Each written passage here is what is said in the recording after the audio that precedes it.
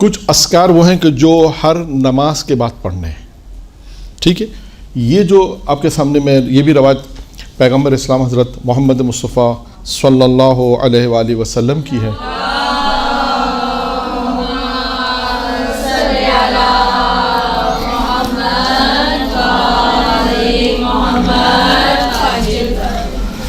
اس میں بھی یہی ہے کہ کچھ وظیفہ ہے، یعنی مختصر ہے، یعنی کیونکہ اذکار کی بحث ہے تو اس لحاظ اس کو میں نے بیان کرنا محسوس سمجھا کہ اس کو بیان کیا جائے تاکہ اس کے پڑھنے سے فائدہ بھی ہو، اور ہمارے موضوع سے بھی ہے کہ جو وہ چیزیں جو زبان سے ادا کی جاتی ہیں وہ اذکار.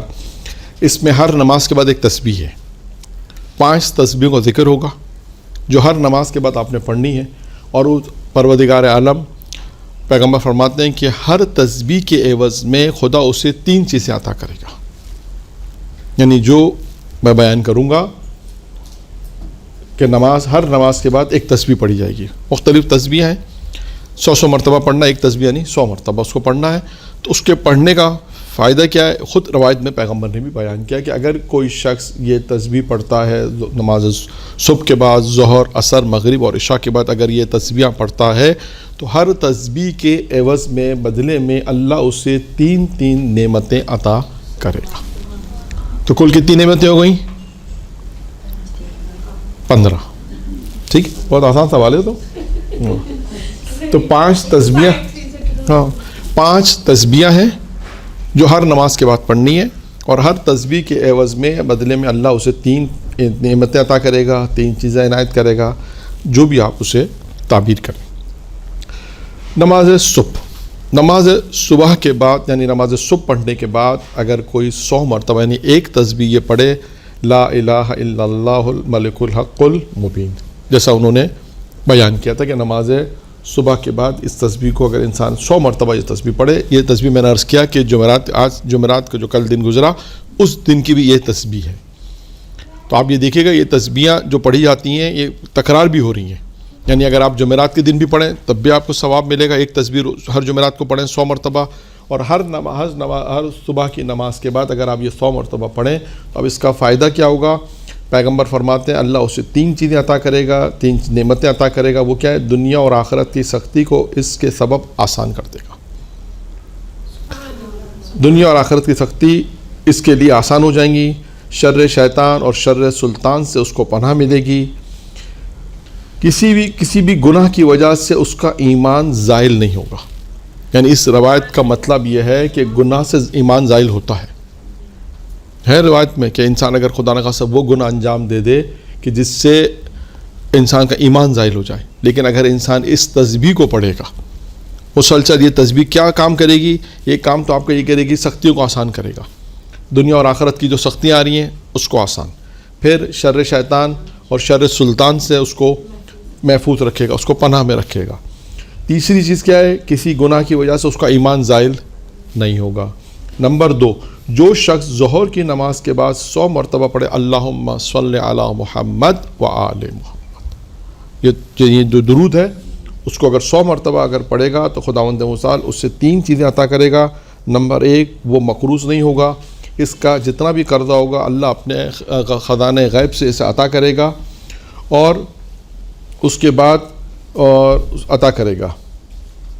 اس کے بعد فرمایا دوسری چیز یہ کہ یعنی پہلا ہے کہ وہ مقروض نہیں ہوگا، اس کا جتنا بھی قرضہ ہوگا اللہ اپنے خزانہ غیب سے ادا کرے گا. دوسری چیز ہے کہ اس کے ایمان کو زائل ہونے سے محفوظ رکھے گا. یہاں پہ ایمان کا ذکر آیا کہ ایمان اس کے ایمان کو زوال سے محفوظ رکھے گا، یعنی وہی زائل ہونے سے محفوظ رکھے گا. تیسرا ہے کہ قیامت کے دن اس سے اللہ اپنی نعمتوں کا حساب نہیں لے گا. دیکھیں درود پڑھنے کا فائدہ یہ ایک اور آ گیا. 15 پہلے بیان کیا نا، 3 یہ ہو گئے، 15 اور 3 18 فائدے ہو گئے، 18 فوائد ہو گئے نا درود پڑھنے کے. اچھا، اس کے بعد نماز یہ ہوگی ظہر.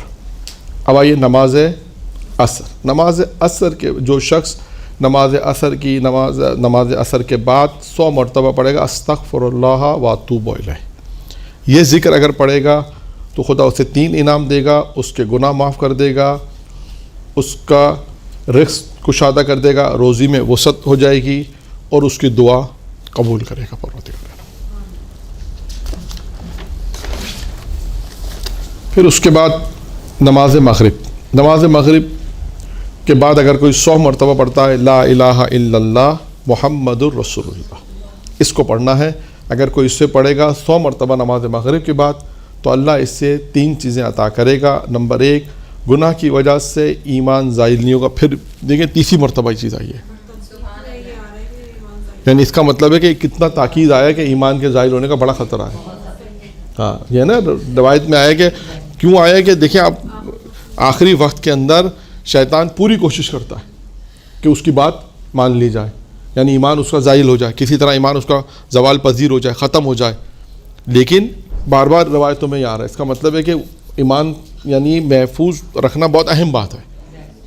ایمان کا زائل ہونا بار بار آیا کہ ایمان کا زائل، اپنے ایمان کو زائل ہونے سے بچاؤ۔ ہم تمہیں معصوم کہہ رہے ہیں کہ ہم تمہیں وہ عمل بتا رہے ہیں، وہ دعائیں بتا رہے ہیں، وہ اذکار بتا رہے ہیں، وہ وظیفے بتا رہے ہیں کہ تم نے جو اللہ پر ایمان ہے، اس کے رسول پہ ایمان ہے، اس کے ولی علی پہ جو ایمان تم لے کر آئے ہو، ولایت کا اقرار کیا، یہ ایمان جو تم لائے ہو یہ ایمان خطرے میں پڑ سکتا ہے، گناہوں کی وجہ سے خطرے میں پڑ سکتا ہے، کسی بھی وجہ سے شیطان تمہیں بہکا سکتا ہے۔ تو لہٰذا یہ اذکار، یہ درود، یہ تمام چیزیں بیان اس لیے کی جا رہی ہیں کہ انسان اپنے ایمان کو محفوظ رکھے گا، ورنہ ابھی وقت نہیں ہے، ورنہ وہ واقعات بھی آپ نے سنے کہ بعض اوقات انسان جب بہت دنیا میں جن چیزوں سے محبت کرتا ہے نا، وہی چیز شیطان اس کے سامنے لے کر آتا ہے آخری وقت میں حتیٰ یہاں تک بھی ہے کہ اب وہ واقعہ نہیں، مطلب صرف میں اشارہ کر رہا ہوں کہ آیت اللہ دستگیر نے اپنی کتاب مات میں اس واقعے کو لکھا ہے کہ بعض اوقات کہا گیا کہ تم قرآن پڑھو، تو کہا میرے سامنے تلاوت قرآن، آخری وقت میں کہا یہ نہیں پڑھو۔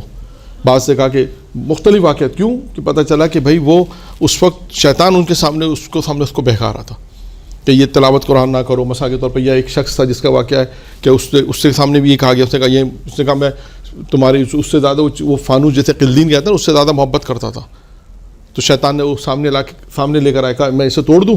کہا نہیں، اسے نہیں توڑو، کہا تم میری بات مانو۔ تو پتہ یہ چلا کہ یہ صرف میں اشارے کر رہا ہوں، واقعات کی تفصیلات نہیں بیان کر رہا ہوں، صرف اس قسم کے واقعات ہیں کہ جس میں انسان کے ایمان کے زائل ہونے کا بہت خطرہ ہے۔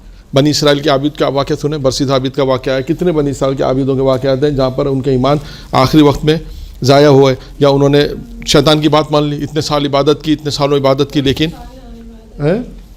تو یہ سب چیزیں اس کا یعنی ان تمام اذکار اور عمل سے پتہ چلتا ہے، اور جو چیز پروردگار اس اذکار کے بدلے میں، اس دعا کے بدلے میں، وظیفے کے بدلے میں جو آپ کو دے رہا ہے، وہ جگہ جگہ آ رہا ہے کہ انسان اپنے ایمان کے محفوظ، ایمان انسان کا زائل ہونے سے بچے۔ تو اب یہاں پر بھی وہی ہے کہ جو لا الہ الا اللہ کلمہ، اس میں یہی ہے کہ جو لا الہ الا اللہ محمد سے پڑھے گا، اللہ اسے 3 چیز عطا کرے گا، گناہ کی وجہ سے ایمان زائل نہیں ہوگا، اللہ اس سے خوش ہوگا، عذاب قبر سے نجات دے گا۔ یہ 3 چیزیں سے جو شخص نماز عشاء کے بعد 100 مرتبہ یہ پڑھے گا، وہ کیا ہے؟ سبحان اللہ والحمد للہ ولا الہ الا اللہ واللہ اکبر، یہ تسبیحات 4۔ اس کے بعد پھر ایک چیز اور بھی آگے ہے، ولا حول ولا قوت الا باللہ العلی العظیم۔ یہ پورا پڑھنا ہے دونوں، کیونکہ دیکھیں بعض اوقات ایک ساتھ پورا پڑھنا ہے، بعض اوقات تسبیحات 4 آیا ہے، خود اذکار میں آپ دیکھیں تسبیحات 4 بھی ہے، اللہ اکبر بھی ہے، سبحان اللہ بھی ہے، اس میں الگ الگ بھی آپ پڑھتے ہیں۔ بعض اوقات تسبیح جانب ظاہرہ میں کیا ہے؟ یہی 3 چیزیں، اللہ اکبر ہے، سبحان اللہ، الحمد للہ۔ تسبیحات 4 میں 4 جملے ہیں، سبحان اللہ والحمد للہ ولا الہ الا اللہ واللہ اکبر۔ آپ اس کو بھی الگ سے روایت میں آیا کہ یہ بھی الگ، یہ بھی، اور پھر یہ جو چیز بیان کی جا رہی ولا حول ولا قوت الا باللہ العلی العظیم، یہ بھی روایت میں الگ سے آیا ہے۔ میں نے خود ایران کے اندر ایک اہل علم سے پوچھا تھا، تو انہوں نے کہا کہ بلا کوئی مشکلات ہیں، تو انہوں نے کہا اس جملے کی کثرت پڑھو، اس جملے کو آپ دیکھیں، یہ اور بھی مختلف روایتوں میں آیا یہ جملہ ولا، ہاں خاص کہ عشاء کی نماز کے بعد پڑھو یا رات کو، اس کو اسی جملے کو الگ سے کثرت سے پڑھو، صرف یہ جملہ ولا حول ولا قوت الا باللہ العلی العظیم، یہ الگ سے بھی آیا ہے اسی طرح، اور تسبیحات 4 بھی الگ، لیکن یہاں پر جو آیا ہے یہ دونوں کو ملا کر آپ پڑھیں۔ تو عشاء کی نماز کے بعد اگر کوئی اس تسبیح کو پڑھے گا 100 مرتبہ، تو اللہ تعالیٰ کیا کرے گا؟ خداوند متعال اسے 3 چیزیں عطا کرے گا، اس کے نامہ اعمال میں 10,000 نیکیاں لکھے گا، اس کے نامہ اعمال سے 10,000 برائیوں کو مٹا دے گا، اور جنت میں اس کے لیے لولو اور زبرجد جو ایک پتھر ہے، زبرجد کہتے ہیں شاید، وہ جو پتھر ہے اس کے 5 لاکھ محلات اس سے عطا کرے گا، بنائے گا جو اس کے لیے ہوں گے۔ یہ دیکھیں، یہ اذکار کا فائدہ ہے۔ اگر ہم مغرب کی نماز صبح کے بعد، مغرب کی صبح، ظہر، عصر، مغرب، عشاء، 5 وقت کی نماز کے بعد 5 تسبیحیں پڑھیں تو آپ اگر ان تسبیحوں میں اگر دیکھیں تو وقت تھوڑا ہی لگے گا، لیکن اللہ تعالیٰ اس کے عوض میں آپ کو کتنی ساری چیزیں آپ کو عطا کر رہا ہے۔